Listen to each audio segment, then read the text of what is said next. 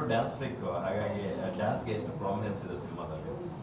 ಅದೇ ನೋಡಿದ್ರಲ್ಲ ನೀವು ಟಾಂಗ್ ಸಾಂಗು. ಸೊ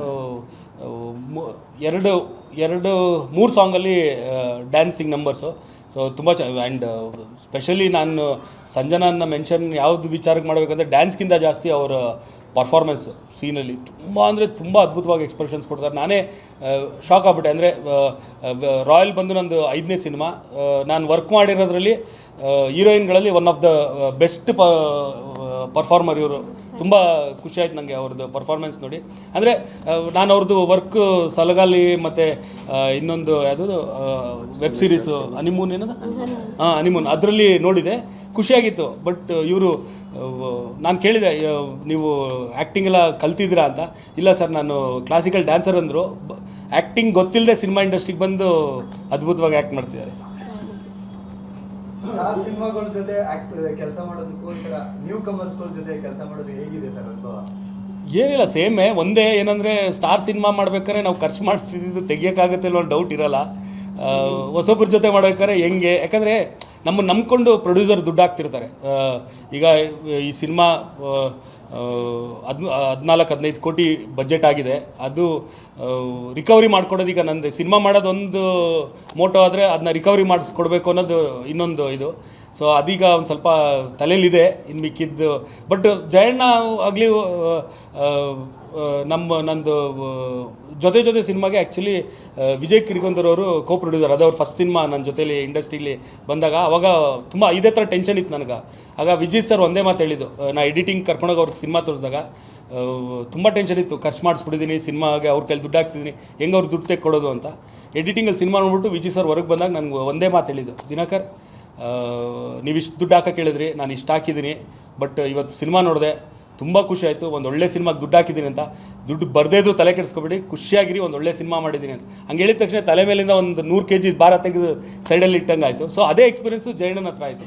ಸಿನಿಮಾದ ಎಲ್ಲನೂ ಕಂಟೆಂಟು ಬೋಗಣ್ಣಂಗಾಗಲಿ ಜಯಣ್ಣಂಗಾಗಲಿ ತೋರಿಸ್ದಾಗೆಲ್ಲನೂ ಅವರು ಹೇಳ್ತಾ ಇದ್ದ ಮಾತು ಕೇಳಿದಾಗ ಒಂದು ಸ್ವಲ್ಪ ಏನೋ ಅವ್ರಿಗೆ ಈ ಸಿನಿಮಾಯಿಂದ ದಿನಕರ್ ದುಡ್ಡು ತೆಗೆಸ್ಕೊಡ್ತಾನೋ, ಖರ್ಚು ಮಾಡಿಸ್ತಾನೋ, ತೆಗೆಸ್ಕೊಡ್ತಾನೋ ಎಲ್ಲೋ ಡೌಟ್ ಅವ್ರಿಗಿಲ್ಲ ಅಂತ ಅನಿಸ್ತಾ ಇತ್ತು. ಸೊ ಅದೊಂದು ನೆಮ್ಮದಿ ಇದೆ. ಅದಕ್ಕೆಲ್ಲ ನೀವು ಸ್ವಲ್ಪ ಜಾಸ್ತಿ ಸಪೋರ್ಟ್ ಮಾಡಬೇಕು ಸರ್. ಸಿನಿಮಾ ಟೈಟ್ಲು ಕೂಡ ರಾಯಲ್, ಬಜೆಟ್ ರಾಯಲ್ ಆಗಿದೆಯಾ ಸರ್? 100% ಸರ್. ಸರ್ ಯೋಚನೆ ಮಾಡಿ, ಒಬ್ಬ ಸೆಕೆಂಡ್ ಸಿನಿಮಾಗೆ 15 ಕೋಟಿ ದುಡ್ಡು ಹಾಕಿದ್ದಾರೆ ಅಂದರೆ ಯಾವ ರೇಂಜ್ಗೆ ಇರುತ್ತೆ ಅಂತ. ಸರ್ ಹೆಸರಿಗಾಗಲಿ ಮತ್ತು ಪ್ರೊಡಕ್ಷನ್ ನೇಮ್ಗಾಗಲಿ ಅಷ್ಟು ವರ್ಷದಿಂದ ಇಲ್ಲಿವರೆಗೂ ಇದ್ದಾರೆ ಅಂತ ಅಂದಮೇಲೆ ಆಬ್ವಿಯಸ್ಲಿ ಅಂಥ ರಾಯಲ್ ಸಿನಿಮಾಗಳು ಕೊಟ್ಕೊಂಬಂದಿರೋದಕ್ಕೆ ಇವತ್ತು ರಾಯಲ್ ಮೂವಿ ಮಾಡ್ತಾ ಇರೋದು. ಮತ್ತು ಜಯಣ್ಣ ಈ ಸಿನಿಮಾ ಮಾಡೋಕ್ಕಿಂತ ಮುಂಚೆ ನಂಗೆ ಹೇಳ್ತಿದ್ದು ಒಂದೇ, ನೋಡಿ ದಿನಕರ್, ಈಗ ನಾವು ಬರೀ ಕನ್ನಡ ಸಿನಿಮಾ ಜೊತೆ ಕಾಂಪೀಟ್ ಮಾಡೋಕ್ಕಾಗಲ್ಲ, ನಾವು ಇಡೀ ಸೌತ್ ಇಂಡಿಯಾ ಹಿಂದಿ ಎಲ್ಲದಕ್ಕೂ ಕಾಂಪೀಟ್ ಮಾಡಬೇಕು. ಸೊ ವಿಷನ್ ನಿಂದು ಹಂಗಿರಲಿ, ಅವೆಲ್ಲದ್ರ ಜೊತೆಲಿ ನಿನ್ನ ಸಿನಿಮಾ ನಿಂಗೆ ಇಟ್ಟಾಗ ಇದೇನು ಕಮ್ಮಿ ಇಲ್ಲ ಅಂತ ಅನ್ನಿಸೋ ಥರ ಇರಬೇಕು ಅಂತ ನನಗೆ ಫಸ್ಟ್ ಹೇಳಿದರು. ಸೊ ಅದೇ ಥರ ಮಾಡಿದ್ದಾರೆ. I mean support. ಸರ್ಪ್ರೈಸಿಂಗ್ ಕ್ಯಾರೆಕ್ಟರ್ಗಳಿದೆ ಸಿನಿಮಾದಲ್ಲಿ, ನೀವು ಹೇಳ್ಕೊಳ್ದೆ ಇಲ್ದಿರೋದನ್ನ ನೀವು ಕೇಳಿದ್ರೆ ನಾನು ಹೇಳ್ತೀನಿ ಅಂತ ಯಾವ ಕಾನ್ಫಿಡೆನ್ಸಲ್ಲಿ ಕೇಳ್ತಿದ್ರೆ? ನೋಡಿ ಸಿನಿಮಾ ನೋಡಿ, ಸರ್ಪ್ರೈಸಸ್ ಅಂತೂ ಇದ್ದಾವೆ ಫಸ್ಟಿಂದ ಲಾಸ್ಟ್ವರೆಗೂ. ನೀವು ಹಿಂಗಾಗುತ್ತಾ ಅಂದರೆ ಹಂಗಾಗಲ್ಲ, ಬೇರೆ ಆಗುತ್ತೆ. ಅಕಸ್ಮಾತ್ ಏನಾರು ಆಯಿತು ಅಂದರೆ ದಿನಕರ್ ಲೆವೆಲ್ಗೆ ನೀವು ಯೋಚನೆ ಮಾಡಿದಿರ ಅಂತ ಅಂದ್ಕೊಳ್ಳಿ. ಅಲ್ಲ, ದಿನಕರ್ ಆ್ಯಸ್ ಎ ಡೈರೆಕ್ಟರ್ಗೆ first of all Dinakar as actor ಇಷ್ಟ ಇಲ್ಲ. ಸೊ ನನ್ನ ಡೈರೆಕ್ಷನ್ ನಾನು ದಿನಕರ್ ಕೈಲಿ ಆ್ಯಕ್ಟ್ ಮಾಡಿಸ್ತೀನಾ? ನೀವೆಲ್ಲ ಸಾಂಗ್ ನೋಡಿದ್ರಾ ರಿಲೀಸ್ ಆಗಿರೋದು? ಈಗ ಅದಕ್ಕೆ ನೀವು ಹೇಳಿ, ಏನನ್ನಿಸ್ತು ಸಾಂಗ್ ನೋಡಿದಾಗ? Thank you. ಇಲ್ಲ, ಇನ್ನೂ 2 ರಾಯಲ್ ಸಾಂಗ್ಗಳಿದ್ದಾವೆ, ಅದು ಬರ್ತವೆ. ಸರ್ ಇವಾಗ ರಾಯಲ್ ಟು ರಾಯಲ್ ಸಿಟಿ ಅದು ರಿಲೀಸ್ ಇದೆ ಸರ್. ಅದು ಸ್ಪೆಷಲ್ ಆಗಿ ಪ್ಲಾನ್ ಮಾಡಿದೆ. ಅಂದರೆ ಬೇಸಿಕಲಿ ದಿನಕರ್ ಸರ್ ಮೈಸೂರು, ನಾನು ಮೈಸೂರು. ಸೊ ಇಲ್ಲಿಂದ ಒಂದು ಜರ್ನಿ ನಮ್ಮ ಹೋಮ್ ಟೌನ್ಗೆ ಹೋಗ್ತಾ ಅಲ್ಲಿಂದ ಬಂದಿರೋ ಜರ್ನಿ ಮಾತಾಡಿಕೊಂಡು ಅದರಲ್ಲೂ ನಿಮ್ಗೆ ಸರ್ಪ್ರೈಸ್ಗಳಿದ್ದಾವೆ. ಅಂದರೆ ಎಲ್ಲೂ ಎಕ್ಸ್ಕ್ಲೂಸಿವ್ ಆಗಿ ಎಲ್ಲೂ ಹೊರಗಡೆ ಇವತ್ತರೆಗೂ ಹೇಳ್ದಿರೋ ವಿಷಯಗಳು ಅಲ್ಲಿ ಮಾತಾಡಿದ್ದೀವಿ. ಆ್ಯಂಡ್ ಸರ್ದ ಹಳೆ ನೆನಪುಗಳು ಮತ್ತು ನನ್ನ ಹಳೆ ನೆನಪುಗಳು. ಆ್ಯಂಡ್ ಅವ್ರ ಜನ್ರೇಷನಲ್ಲಿ ಅವರೆಲ್ಲ ಹೋಗಿ ಏನೇನು ಮಾಡಿದ್ರೆ ನನ್ನ ಜನ್ರೇಷನ್ ನಾನು ಹೋಗಿ ಎಲ್ಲ ಏನು ಮಾಡ್ತಾಯಿದ್ದೆ.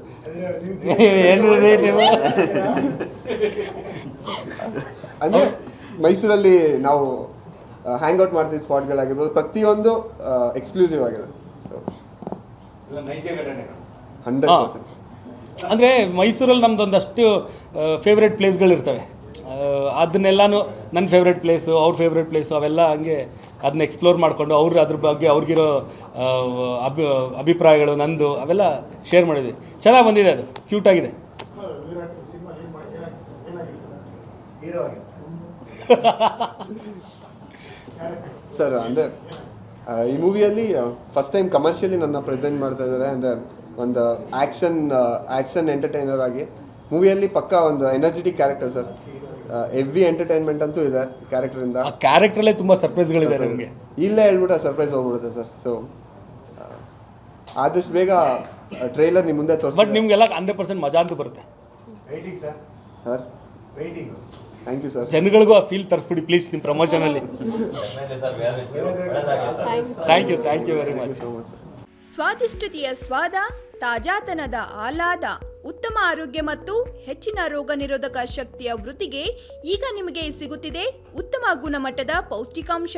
Shri Vaidik millet health mix, ಇದು ಸಿರಿಧಾನ್ಯಗಳ ಸಂಪತ್ತು.